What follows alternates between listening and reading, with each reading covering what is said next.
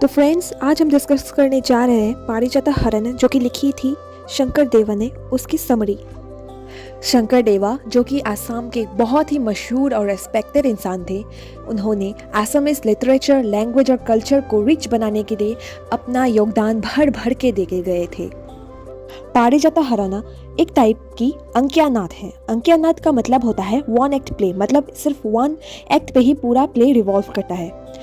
अंक्यानाद की शुरुआत भी शंकर देवा ने ही की थी और इन प्ले में सारा कैरेक्टर जो है सिर्फ मेल्स ही प्ले करते थे। फीमेल रोल्स भी मेल ही प्ले करते थे। प्ले के बिगिनिंग में सूत्रधारा आते हैं। सूत्रधारा जो कि कोरस जैसा होता है, जो सब प्ले में एकदम स्टार्टिंग में आते हैं और सेटिंग के बारे में थोड़ा बता देते हैं।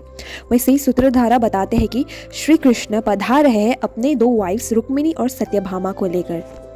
कृष्ण अपने फर्स्ट वाइफ रुक्मिणी के साथ अपने पैलेस पे टाइम स्पेंड कर रहे होते हैं, तभी लॉर्ड इंद्र वहाँ आ जाते हैं नारद मुनि के साथ।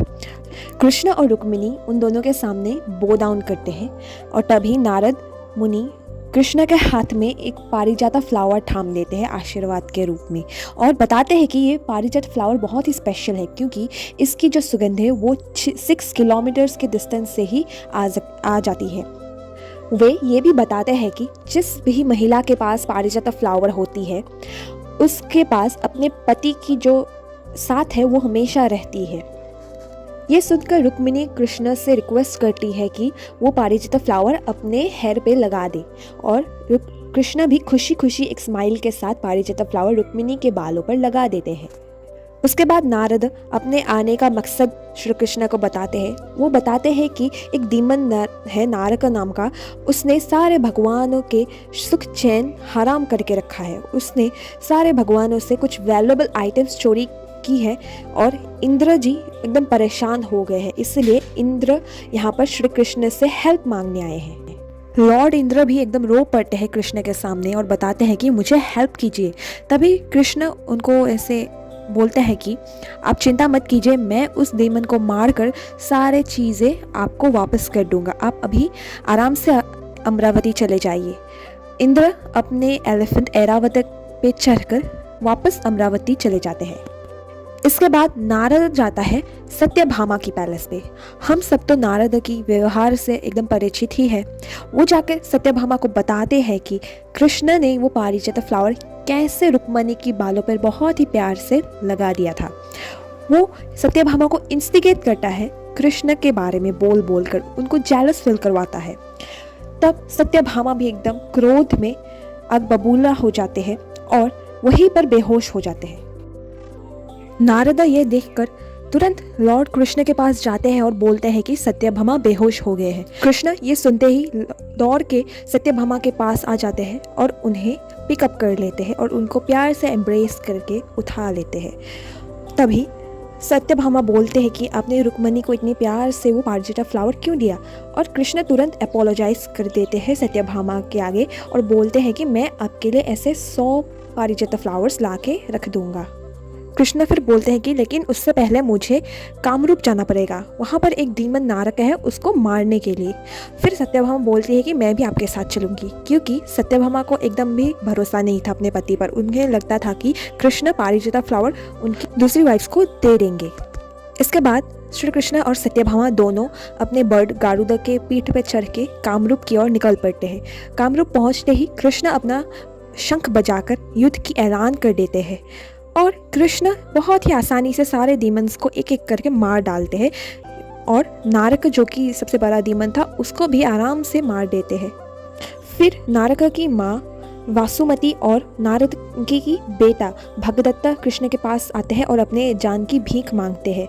फिर कृष्ण जो है वो कामरूप किंगडम भगदत्त को दे देते हैं।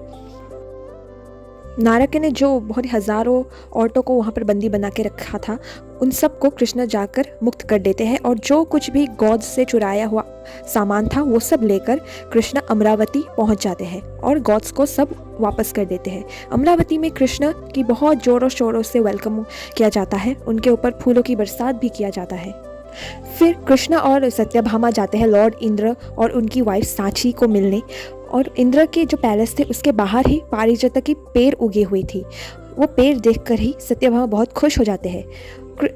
लॉर्ड इंद्र को ग्रीट करने के बाद श्री कृष्ण और नारद सब लोग वापस द्वारका आ जाते हैं और वो पारिजाता के फूल लेना ही भूल जाते हैं। ये देखकर सत्यभामा बहुत ही गुस्सा हो जाती है और कृष्ण को क्रिटिसाइज करते हैं, बोलते हैं कि आपको मुझे पारिजाता फूल देना ही नहीं है, इसीलिए आप मेरे लिए पारिजाता फूल नहीं लाए।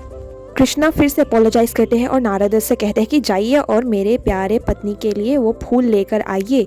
नारद जब जाते हैं फूल लाने तो इंद्र की वाइफ सांची बहुत ही गुस्सा हो जाती है और नारद से कहती है कि जाओ जाके सत्यभामा से बोलो कि ये फूल सिर्फ और सिर्फ गॉडेस यानी कि भगवान की पत्नियां ही यूज़ कर सकती है जो कि अमरावती में रहती है। नारद आके ये सारी बातें कृष्ण से कह देते हैं। ये सब सुनकर सत्यभामा की तो ईगो पर लग जाते हैं। वो अपने पति से बोलते हैं कि जाइए प्लीज़ मेरे लिए वो पूरा पेड़ ही ले आइए। अपने वाइफ से ये कमांड मिलते ही कृष्ण तुरंत जाते हैं और पूरी की पूरी पारिजात ट्री तोड़ कर ले आते हैं द्वारका। जब सांची को इस घटना के बारे में पता चलता है वो पूरा एकदम गुस्से से फूल जाती है। वो भी अपने पति लॉर्ड इंद्र को इंस्टिगेट करती है कि कृष्ण से फाइट कीजिए और वो पारिजाता ट्री फिर वापस यहाँ ले आइए।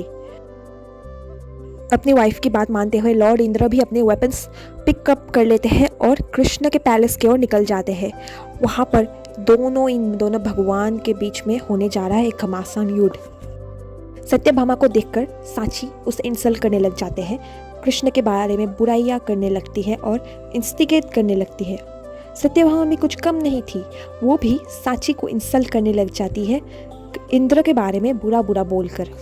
फिर दोनों हस्बैंड्स भी युद्ध लगने लग जाते हैं। इंद्र अपने वेपन्स लॉन्च करने लग जाते हैं कृष्ण के अगेंस्ट और कृष्ण बड़े आराम से अपने आप को सेव कर लेते हैं उन वेपन्स के वो प्रभाव से। फिर एट लास्ट इंद्र अपना जो सबसे पावरफुल वेपन है उनके थंडरबोल्ट उसको भी लॉन्च कर देते हैं कृष्ण के ऊपर। लेकिन कृष्ण जो कि सुप्रीम कमांडर है इस यूनिवर्स का, वो उस थंडरबोल्ट से भी अपने आप को बचा लेते हैं। फिर कृष्ण अपने चक्र को यूज़ करने के लिए रेडी हो जाते हैं। ये देखकर इंद्र डर से कांपने लगते हैं। वो अपने एलिफेंट ऐरावत के पीठ पर बैठकर भागने ही लगते हैं, लेकिन भागने में भी वो असफल हो जाते हैं। फिर लॉर्ड इंद्र कृष्ण के पाँव में गिरकर उनसे भीख मांगते हैं अपने प्राण की। लेकिन ना वो कृष्णा जो है वो इंद्र को पिकअप कर लेते हैं और एक स्माइल के साथ उनको माफ़ भी कर देते हैं और उनका जो थंडरबोल्ट है वो रिटर्न भी कर देते हैं। वो इंद्र को ये भी बोलते हैं कि उनको पारिजाता फ्लावर में कोई इंटरेस्ट नहीं है और आप इसे ट्री को वापस ले जा सकते हैं। लेकिन इंद्र भी उनको वापस बोलते हैं कि आप ये पारिजाता का ट्री रख लीजिए आपके पास ही। फिर कृष्ण सभी गॉड्स से मिलते हैं और वहाँ से चले आते हैं अपने खुद के पैलेस पे द्वारका में। और द्वारका में कृष्ण की बहुत ज़ोरों शोरों से वेलकमिंग की जाती है क्योंकि उन्होंने वो नारकों को मार दिया था। और जब सत्यभामा रुक्मिणी को देखती है तो वो फूल के एकदम बोस्ट करने लगती है कि देखो मेरे लिए श्री कृष्ण ने पारिजाता फ्लावर की ट्री लाकर रख दी और इंद्र से युद्ध भी कर ली। तुम्हें तो सिर्फ एक पारिजाता फ्लावर दी थी उन्होंने, मेरे लिए तो पूरा का पूरा पारिजाता ट्री ही वो लिया है। इसीलिए कृष्ण मेरे से ज़्यादा प्यार करते हैं तुमसे नहीं। ये सुनकर रुक्मिणी एक जेंटल स्माइल डिस्प्ले करती है अपनी फेस पे और बोलती है कि श्री कृष्ण जो मेरे पति हैं वो इस यूनिवर्स के सबसे बड़े भगवान हैं, सुप्रीम गॉड है और उनके सामने एक पारिजाता ट्री या एक पारिजाता फ्लावर की कोई अहमियत भी नहीं है। मेरे लिए उनके चरण को वर्शिप करना ही सबसे बड़ी बात है। उसके सामने तो एक पारिजात की कोई कंपैरिजन भी नहीं है। तो दोस्तों हमें इसी से पता चलता है कि सत्यभामा और रुक्मिणी के बीच में एक बहुत ही बड़ा डिफरेंस था। रुक्मिणी एक बहुत ही मैच्योर थी जबकि सत्यभामा बहुत ही थोड़ा जेलस प्रकार की औरत थी। कृष्ण वो पारिजाता ट्री अपने खुद के पैलेस के बाहर लगा देते हैं। फिर सत्यभामा उनसे कहते हैं कि नहीं, आप ये पारिजाता ट्री मेरे पैलेस के बाहर लगा दीजिए वरना बहुत सारे लोग आपके पैलेस के बाहर से ये चोरी करके ले जाएंगे। कृष्ण अपने वाइफ सत्यभामा के बात मान लेते हैं और वो ट्री सत्यभामा के दरवाजे के बाहर लगा देते हैं। इसके बाद सत्यभामा रिस्पेक्ट से अपने पति के चरण में बो डाउन कर देती है और इस प्ले का यहीं पर समाप्ति हो जाती है।